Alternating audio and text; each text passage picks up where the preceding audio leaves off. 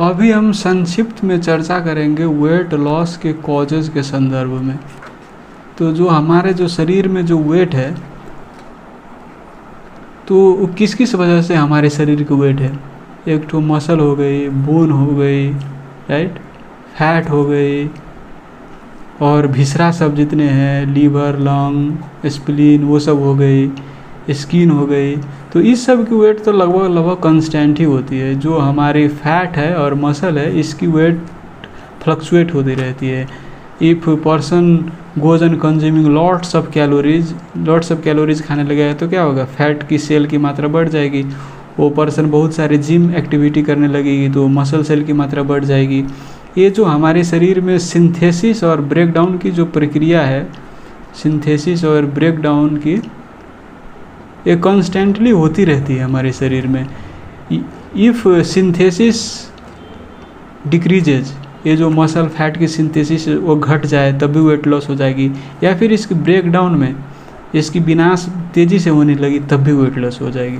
तो सिंथेसिस के लिए हमें जो सेल की, मसल सेल की, फैट सेल की जो सिंथेसिस होती है, उसके लिए क्या क्या खाद्य पदार्थ चाहिए। ग्लूकोज चाहिए, अमाइनो एसिड चाहिए, फैटी एसिड चाहिए, यही सब चाहिए ना सेल की निर्माण के लिए, रेप्लिकेशन, मल्टीप्लिकेशन के लिए, राइट। तो ये सब की एब्जॉर्प्शन में प्रॉब्लम है। मान लीजिए जीआई ट्रैक्ट में कुछ गड़बड़ी है और ये सब एब्जॉर्प्शन नहीं हो रही है, तो क्या होगी, इसकी निर्माण में प्रॉब्लम हो जाएगी और ये सब की सिंथेसिस नहीं होगी तो वेट लॉस होगी, राइट। तो अब हम वही डिस्कस करेंगे यहाँ से। देखिए जीआई ट्रैक्ट की पिक्चर मैंने बनाई है और वो एब्जॉर्प्शन नहीं हो रही है। तो क्यों नहीं हो रही, या फिर पेशेंट की इनटेक कम है, या फिर यहाँ कोई इंटेस्टिनल पैथोलॉजी है जिसकी वजह से वेट लॉस हो रही है। तो इनटेक किस वजह से कम हो सकती है। मान लीजिए पेशेंट की साइकेट्रिक डिसऑर्डर्स है, वजह से डिप्रेशन है, एनोरेक्सिया है, इसकी वजह से इनटेक कम है। या फिर मान लीजिए आपकी पार्किंसन डिजीज़ के पेशेंट है, डिमेंशिया के पेशेंट है, एमायोट्रोपिक लैटरल स्क्लेरोसिस के पेशेंट है, इसमें डिस्फेजिया होती है। तो डिस्फेजिया से की वजह से वो सब इनटेक ही पुअर है। तो इनटेक ही कम होगी तो इसकी सिंथेसिस तो ऑब्वियसली कम होगी, क्योंकि यहाँ से एब्जॉर्प्शन नहीं होगी ना, वो इनटेक ही कम करेगी। तो और होती है आपकी कंजेस्टिव हार्ट फेलुअर, जो कंजेशन होती है गैस्ट्रोइंटेस्टिनल ट्रैक्ट में, यहाँ पर ज़्यादा कंजेशन हो जाएगी तो क्या होगी, नोजिया होगी और इंटेस्टिन सब कंजेशन हो जाएगी, तो इसमें से एब्जॉर्प्शन में डिफ़िकल्टी होगी, इसके कारण से वेट लॉस होगी। क्योंकि ये सब एब्जॉर्प्शन नहीं हो पाएगी ना, जो ग्लूकोज, अमाइनो एसिड, ये सब एब्जॉर्प्शन नहीं हो पाएगी। और मान लीजिए पेशेंट की इनटेक अगर ठीक है, अब इनटेक ठीक है मान लीजिए, तो प्रॉब्लम कहाँ हो सकती है। ये मान लीजिए ओरोफैरिंग्स में कोई प्रॉब्लम है, ओरोफैरेंजियल कैंसर है, या फिर कोई लॉन्ग टर्म से कोई क्रोनिक अल्सर है तो उसकी वजह से इनटेक कम है, तो उससे वजह से हो सकती है। या फिर इसोफेजियल डिस्फेजिया है, राइट, तो इसकी वजह से हो सकती है। या फिर पेप्टिक अल्सर डिजीज़ है क्रोनिक, तो इसकी वजह से हो सकती है। और क्या हो सकती है, यहाँ पर जो आप जानते हैं यहाँ पर क्या होती है, पेनक्रियाज। तो पेनक्रियाज क्या करती है, आपकी एंजाइम सब सिंथेसिस करती है, फैट डाइजेशन के लिए लाइपेज करती है, प्रोटीन डाइजेशन के लिए सेक्रेट करती है, फैट, प्रोटीन, कार्बोहाइड्रेट डाइजेशन के लिए अमाइलेज सेक्रेट करती है। तो ये मान लीजिए किसी वजह से क्रोनिकली डैमेज्ड है, क्रोनिक पेनक्रेटाइटिस हो गई और ये सेक्रेट नहीं कर पा रही है, तो वो एंजाइम सब की डिफिशिएंसी होगी। और वो सब डिफिशिएंसी होगी तो क्या होगी, जो हम जितने भोजन करते हैं उस सब की ब्रेक डाउन नहीं हो पाएगी, और ब्रेक डाउन नहीं होगी तो एब्जॉर्प्शन नहीं होगी, राइट। तो एक हो गई क्रोनिक पेनक्रेटाइटिस। उसके अलावा आपकी एक होती है स्मॉल इंटेस्टाइनल बैक्टीरियल ओवरग्रोथ। जो हमारी स्मॉल इंटेस्टाइन है उसमें आपकी बैक्टीरिया की जो कंसंट्रेशन है वो बहुत न्यून होती है। आपकी जो ये कोलन है ना, उसमें बहुत ज़्यादा बैक्टीरिया होती है, पॉपुलेटेड तो बैक्टीरिया होती है। तो लेकिन स्मॉल इंटेस्टाइन तो एब्जॉर्प्शन होने की जगह है, राइट। इसमें आपकी बैक्टीरिया की मात्रा बहुत ज़्यादा हो जाएगी तो एब्जॉर्प्शन में डिफ़िकल्टी हो जाएगी। इसमें बहुत सारी भिलाई होती है एब्जॉर्प्शन करने के लिए, वो सब डैमेज हो जाएगी, राइट। तो किसी भी वजह से स्मॉल इंटेस्टाइन में बैक्टीरिया की पॉपुलेशन बहुत सारी हो जाएगी तो क्या हो जाएगी, एब्जॉर्प्शन में प्रॉब्लम हो जाएगी। अब किस वजह से ये बहुत सारी बैक्टीरिया हो जाएगी वो मैं अभी डिस्कस नहीं करूँगा, क्योंकि ये वीडियो लंबी हो जाएगी, वो दूसरे वीडियो में डिस्कस करूँगा ये सिबो के संदर्भ में। तो एक हो गई। या फिर मान लीजिए किसी कोई पैरासाइट्स है इसमें, पैरासाइट सब होती है, hook worm, round worm, amoeba, ये सब है इस ट्रैक्ट में, तब भी होगी, एब्जॉर्प्शन में प्रॉब्लम होगी। या फिर एक होती है आपकी सिस्टमिक स्क्लेरोसिस, उसमें आपकी ये सब स्क्लेरोसिस हो जाएगी तो क्या होगी, जो भिलाई सब होगी वो डैमेज कर जाएगी और उससे एब्जॉर्प्शन में दिक्कत होगी। या फिर स्मॉल इंटेस्टाइन में इन्फ्लामेशन है, ऑटोइम्यून इन्फ्लामेशन, तो उसको बोलते हैं कि Crohn's disease, right, Crohn's disease, उसमें इन्फ्लामेशन होती है तो एब्जॉर्प्शन में दिक्कत होती है। या फिर जो अल्सरेटिव कोलाइटिस होती है उसमें भी इन्फ्लामेशन हो जाती है आपकी कोलन सब की, तो उस सब से भी एब्जॉर्प्शन में डिफ़िकल्टी होती है, तो उस सब से भी वेट लॉस हो सकती है। तो ये इन्फ्लामेशन हो गई। उसके अलावा अल्कोहल भी आपको ये भिलाई को भी डैमेज करती है, उसके अलावा पेनक्रियाज को भी डैमेज करती है और इसकी वजह से आपकी डाइजेशन जो प्रोसेस है उसमें हैम्पर होती है। और एक ठो होती है आपकी लैक्टोज इंटॉलरेंस, जो लैक्टोज प्रोडक्ट सब है उस टॉलरेट नहीं करती है, वो खाने के बाद पेशेंट को एब्डोमिनल ब्लोटिंग होती है, डायरिया होती है, एब्जॉर्प्शन नहीं अच्छी नहीं होती है। एक तो होती है ग्लूटेन सेंसिटिव इंट्रोपैथी, ग्लूटेन प्रोडक्ट सब उसको हजम नहीं होती है, तो ग्लूटेन वाली प्रोडक्ट सब नहीं खाएगी तो क्या होगी, डायरिया बहुत ज़्यादा होगी, तो डायरिया होगी तो क्या होगी, वेट लॉस होगी, क्योंकि एब्जॉर्प्शन अच्छे से नहीं होगी। तो ये हो गई कुछ माल एब्जॉर्प्शन डिसऑर्डर, जिसकी वजह से एब्जॉर्प्शन ही अच्छे नहीं हुआ, तो सिंथेसिस ऑफ जो फैट हो गई, मसल सेल्स हो गई, वो ही नहीं अच्छी होने पाएगी। और मान लीजिए अब कि इसमें से एब्जॉर्प्शन अच्छी हो रही है, एब्जॉर्प्शन में कोई प्रॉब्लम नहीं, absorption of glucose, amino acids, fatty acid, इस सब की एब्जॉर्प्शन अच्छी हो रही है, राइट।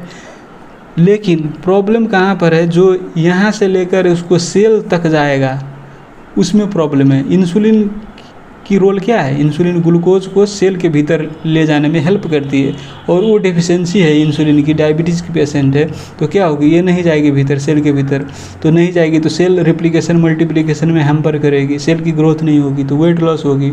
या फिर कोर्टिसोल की डेफिशिएंसी हो आपकी, कोर्टिसोल जैसे क्रोनिक एड्रिनल इनसफिशिएंसी की केस में क्या होती है, आपकी कोर्टिसोल की मात्रा, अल्डोस्टेरोन की मात्रा शरीर में कम हो जाती है। और कोर्टिसोल की आवश्यकता क्यों पड़ती है, क्योंकि आपकी फास्टिंग में या फिर स्ट्रेस की अवस्था में ग्लूकोनियोजेनेसिस करने में हेल्प करती है, और वही ग्लूकोज जो है आपको सेल में जाता है, सेल की ग्रोथ करता है, तो वही कोर्टिसोल डिफिशिएंसी हो जाएगा, तो ये प्रोसेस हैम्पर हो जाएगा। दूसरी कारण क्या है कि अल्डोस्टेरोन जो है सो आपकी क्या करती है, सोडियम और वाटर को रिटेंशन करती है, आपकी किडनी ट्यूमर्स में से ये सब एब्जॉर्प्शन करती है और इसकी मात्रा शरीर में मेंटेन करती है, क्योंकि हम जानते हैं कि हमारा 70% जो वेट है शरीर का वो वाटर मेंटेन किया हुआ है, और इसमें एब्जॉर्प्शन में प्रॉब्लम हो गई तो क्या होगी, वेट लॉस होगी, वाटर ही शरीर में कम हो जाएगी तो वेट लॉस हो जाएगी, राइट। और उसके अलावा आपके हाइपोपिट्यूटरिज्म जो होती है, हाइपोपिट्यूटरिज्म, पिट्यूटरी ग्लैंड में कोई प्रॉब्लम है, कोई मान लीजिए एक तो एडिनोमा हो गया, वो सब सारे सेल को कंप्रेस कर रही है, मान लीजिए बड़ी एडिनोमा हो गई और सबको कंप्रेस कर रही है, तो कंप्रेस करेगी तो क्या होगी, दूसरे सेल सबको भी डैमेज कर देगी, तो ग्रोथ हार्मोन सब जो होती है उसकी सिक्रेशन की कमी हो जाएगी, तो क्या होगी, जो ग्रोथ हार्मोन हमें क्यों चाहिए, सेल की ग्रोथ के, जितने भी सोमैटिक सेल है, मसल सेल, उस सब के ग्रोथ के लिए चाहिए ना ग्रोथ हार्मोन, और वही कम होगी तो ग्रोथ नहीं होगी तो वेट लॉस होगी, राइट। तो ये हो गई आपकी सिंथेसिस में प्रॉब्लम हो गई तो वेट लॉस होगी। उसके बाद आपकी ब्रेकडाउन ज़्यादा हो, उससे भी आपकी वेट लॉस होगी। तो ब्रेकडाउन आपकी फैट की ब्रेकडाउन होती है, मसल सेल की ब्रेकडाउन होती है, इसकी ज़्यादा होती है। क्यों ज़्यादा ब्रेकडाउन होगी, मान लीजिए हाइपरथायराइडिज्म, जिसमें थायराइड की कंसंट्रेशन बहुत ज़्यादा है, हार्मोन की मात्रा बहुत ज़्यादा है, तो ये आपकी क्या करती है, प्रोटीन को ब्रेक डाउन करती है, फैट की ब्रेक डाउन करती है, इसकी वजह से वेट लॉस होती है। या फिर कोई पेशेंट के फियोक्रोमोसाइटोमा हो, जिसमें इपिनेफ्रिन, नॉरइपिनेफ्रिन ज़्यादा मात्रा में सेक्रेट हो रही हो, तो ये भी डैमेज करती है आपकी जो प्रोटीन है, उस सब से वेट लॉस होती है। या फिर कोई पेशेंट की हाइपर पैराथायराइडिज्म हो, तो हाइपर पैराथायराइडिज्म में क्या होती है, आपकी जो बोन है, बोन से कैल्शियम रिजॉर्व करती है, बोन को वेट लॉस होती है, और कैल्शियम लंबे समय तक शरीर में मेंटेन हो, इससे नोजिया होती है, नोजिया, वोमिटिंग, डिक्रीज एपेटाइट, तो पेशेंट की एपेटाइट ही डिक्रीज हो जाएगी, तो वेट वैसे ही डिक्रीज हो जाएगी, क्योंकि जब इनटेक कम है तो वेट बढ़ने की सवाल ही नहीं हुई ना, राइट। तो ये हो गई कुछ causes of protein and fat breakdown leading to weight loss. इसके अलावा कुछ साइटोकाइन सब होती है, वो सब भी वेट लॉस करती है, जैसे आपकी TNF अल्फा हो गई, इंटरल्यूकिन 1, इंटरल्यूकिन 6, इंटरफेरोन गामा, ये सब बहुत सारे सेक्रेट होती है कुछ डिजीज़ में, जैसे TB हो गई, HIV हो गई, राइट। इस सब में बहुत सारे इस साइटोकाइंस की कंसंट्रेशन ज़्यादा रहती है। फिर COPD के पेशेंट सब में, CKD के पेशेंट सब में भी इन्फ्लामेशन की मात्रा बहुत ज़्यादा होती है, क्रोनिक इन्फ्लामेटरी स्टेट है। तो ये सब इन्फ्लामेटरी मीडिएटर सब क्या करती है, प्रोटीन फैट को ब्रेक डाउन करती है और इससे आपकी वेट लॉस होती है। इसके अलावा जैसे क्रोनिक लिवर डिजीज़ हो गई, रूमेटॉइड अर्थराइटिस हो गई, SLE हो गई, these are also inflammatory conditions, chronic inflammatory conditions. और एक हो गई कैंसर, कैंसर में भी बहुत सारे कैकेक्टिन सेक्रेट होती है। कैकेक्टिन्स कहने का अर्थ जो कैकेक्सिया कराती है, ये जो साइटोकाइन सब हो गई, TNF अल्फा को कैकेक्टिन बोलते हैं। तो TNF अल्फा मसल फैट को ब्रेक डाउन करेगी तो क्या होगी, वेट लॉस होगी। या फिर ल्यूकेमिया, लिम्फोमा, राइट। तो ये सब कुछ हो गई आपकी वेट लॉस की कॉजेज। इसके अलावा आप if you know more causes than these what I have mentioned, you can comment it down.